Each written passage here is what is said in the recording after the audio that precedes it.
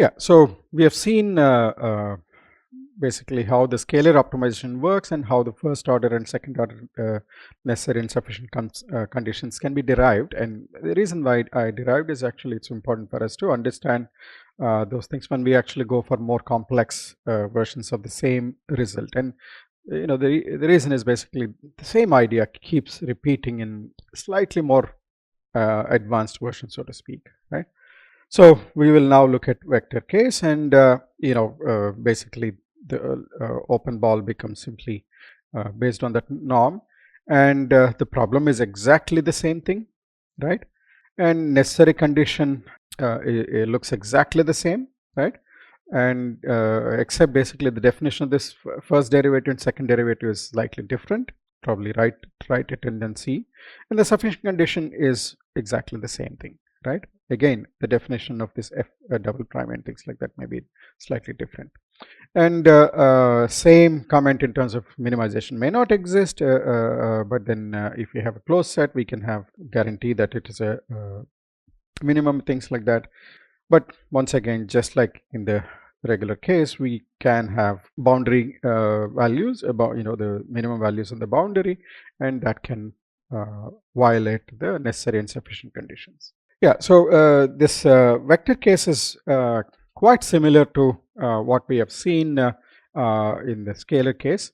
So the only difference that we have to worry about is basically if x belongs to Rn, then the Taylor series will look something like this: f of x bar plus f prime of x bar times x minus x bar plus x half of x minus x bar transpose f double prime of x bar times x minus x bar plus higher order terms, right? So I mean, notice that basically x is a vector, x bar is a vector, so this is going to be a vector, so this is also going to be a vector, and typically we define that as a row vector. So f of f prime of x, for example, is defined as partial with respect to f with respect to x1, partial f of x2, and so on and so forth. And the Hessian, this is called Jacobian. We've been using this terminology anyway. And this one is called Hessian, the second derivative of function with respect to a vector, and then that's appropriately going to be defined as a matrix. You'll have something like a second derivative with respect to x1 and f by x2 square and so on and so forth. And here you'll have cross derivatives. It doesn't matter with respect to 1 or 2. Basically for smooth functions that is the case, right? So in that sense the proof remains identical. It's fairly straightforward, except basically the positivity that we are talking about, it has to be in the matrix sense, in a positive definiteness rather than scalar notion. So in the vector case, the more interesting one is actually the constrained optimization rather than this unconstrained case. I mean, unconstrained case is practically identical, so we don't really talk much more than that. So constrained optimization, let's look at it in a very generic fashion. If you have a set, again, there could be discrete set and all those things, and then let's say some g, in addition to your objective function f, g is also defined, right? And basically I'm going to look at my feasible set as basically all the elements in this set V such that g of x is less than or equal to 0. So this is an inequality constraint problem, so to speak, right? The problem is essentially trying to find minimum of this f of x over the feasible set, but the feasible set itself is defined through g of x, and it's written in multiple fashions. Sometimes people write it as minimum with undescript g of x is less than or equal to 0 f of x, or they write it in the set notation minimum over this f of x subject to, they use this word subject to g of x is less than or equal to 0 over all this vector space, the set V, right? And one of the first things that this is such a beautiful connection that I wanted to show. Though it's not directly relevant to what we are doing, it is quite relevant in some sense, but this is a proof that you don't usually see in textbooks, so I'm showing this. So if you have some kind of we'll call that as a penalty function or a membership function, it's also called something like some I function going from reals to real. I of sigma is 0 if it satisfies less than or equal to 0, and otherwise it's sigma I of sigma is infinity, right? Such is that function. And the optimization problem 2 is basically find the solution to the problem, find minimum over all this v unconstrained problem of this function f of x plus I of g of x. Okay, so I mean, this certainly requires some writing to understand where this thing is coming from, right? Now let's see, f of x plus I of g of x, right, is going to be equal to f of x if g of x is less than 0. Remember, if I of sigma is 0, if sigma is less than or equal to 0. So I of g of x is going to be 0 if g of x is less than or equal to 0. Otherwise, it's going to be infinity if g of x is greater than 0, right? So what is the minimum of this? Obviously, infinity is so big that basically we don't have to consider. Essentially, it's going to be f of x over that particular set. So therefore, this and the other problem is going to basically solve the same problem. So I am restating the first problem, which looked like a constraint optimization problem. We don't know how to solve that. Instead, we make it an unconstrained problem and state it that way, right? So unfortunately, this is an unconstrained problem. There are two problems with it. We have things like I of sigma is infinity and things like that, but even if you say somehow pick your domain to be something else, and then it becomes a nightmare in the sense that I of sigma is not a nice function, right? So therefore this is useless in many ways, right? But this is good to see that there is an equivalent way of writing the same problem in an unconstrained fashion. But what's even more interesting is basically this problem can be written in terms of something called Lagrangian. I don't state that. L is called a Lagrangian, which is looks similar, f of x plus I. Instead of I, we will approximate with a linear function, right? And then we consider this particular function min-max problem of L of x comma lambda, and then basically we say that this particular problem can be solved through that, right? So what are we doing here? Let's say L of x comma lambda, we define that as, and lambda is, by the way, non-negative number, and it's defined as f of x plus lambda g of x. Okay, I'm going to say the following, right? Let's call this as j of x, right? So I'm going to claim j of x is actually maximum over lambda greater than or equal to 0 f of x plus lambda g of x. Okay, so this j of x is this strange looking function, but that can be actually viewed as looking at this particular problem, right? And how do I prove this? Well, clearly, if g of x is greater than 0, the maximum will happen when lambda can be chosen to be some big number, and in the extreme, basically, that can be chosen to be infinity, right? So if g of x is positive, then the maximum value of that is going to be infinity. If g of x is less than or equal to 0, the best number that we can pick is actually lambda equals 0, not anything else. If anything else, will start reducing the value.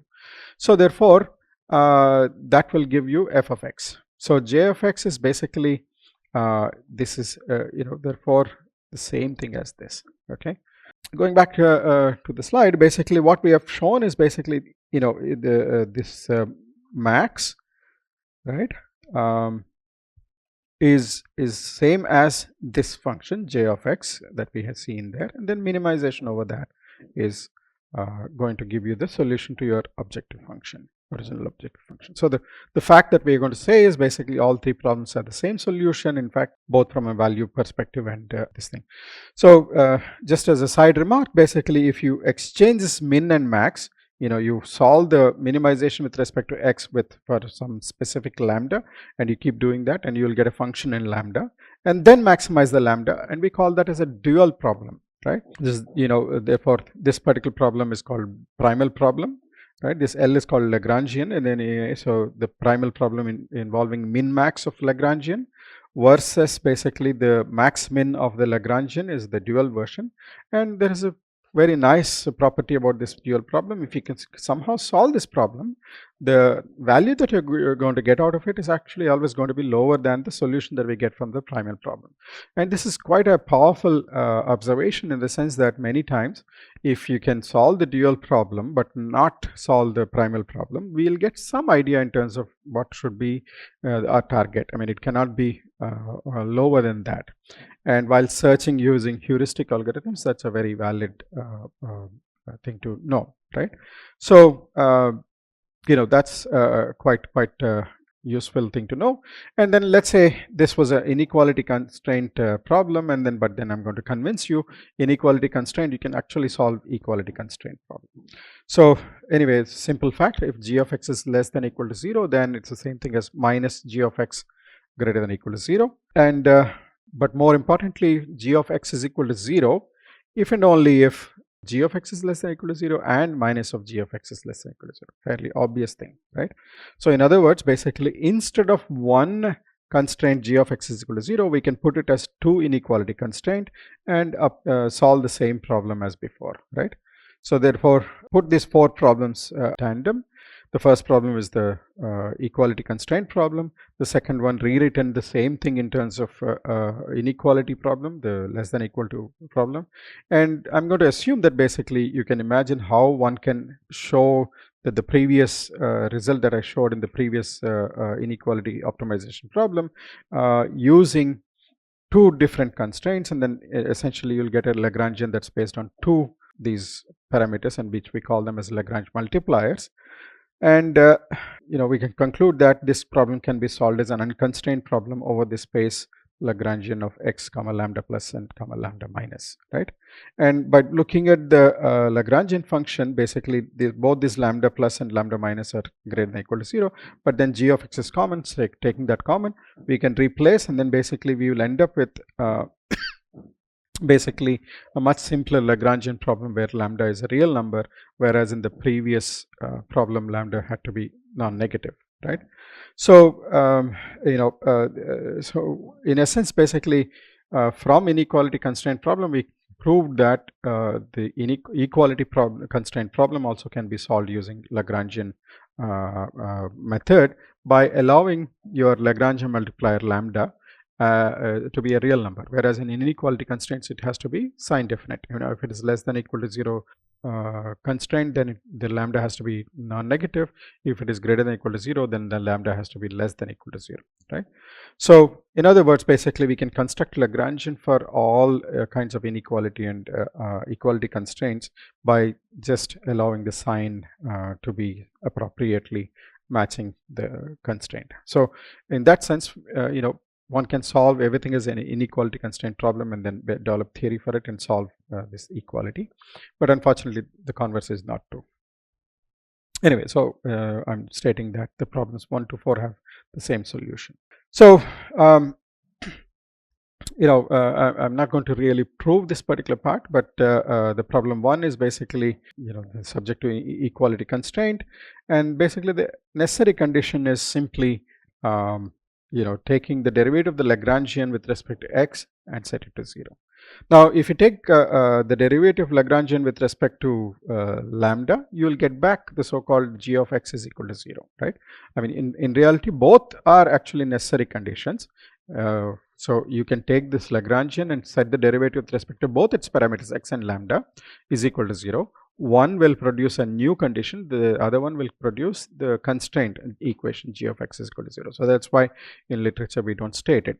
So, but otherwise it's like solving minimization problem or Lagrangian, and then basically you can solve it as if x and lambda are all the variables, and then hope that we can find a solution, right? And the second order necessary condition is a lot more difficult and things like that, but it looks something like this, right? It's not quite the standard Hessian kind of a thing, right? And then the same thing can be extended for sufficient conditions, and we won't really talk much about that. But essentially, this entire method can be generalized to multiple constraints, and of course you can include all the inequality constraints and things like that. So the summary of both scalar and vector case is the following. The first and second order necessary condition for unconstrained, hopefully we understand how that comes from, and any inequality or equality constraints can be pretty much, loosely speaking, we can get away by basically defining this Lagrangian and then solving as an unconstrained problem. The second order conditions can be a little bit tricky and things like that, but a lot of times just finding the so-called extremum, the first order condition, is sufficient, because it will give you some solutions to explore, and then out of those solutions you can pick the best one according to our original objective function, and that typically provides the answer that we're looking for. But of course one has to be careful. Sometimes you may end up with saddle points and things like that, and proving something is saddle and things like that is not always easy, right? So so that is a summary of